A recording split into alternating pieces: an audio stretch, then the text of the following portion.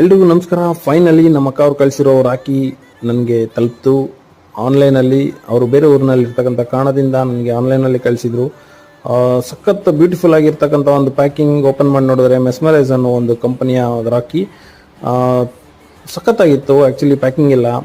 And box ಒಳಗಡೆ ನೋಡಿದ್ರೆ ಒಂದು ಕಾರ್ಡ್, ಅದ್ರ ಮೇಲೆ ಎಲ್ಲ ಮೆನ್ಷನ್ ಆಗಿದೆ, happy Raksha Bandhan, you are my friend brother, ಆ ಥರ ಎಲ್ಲ.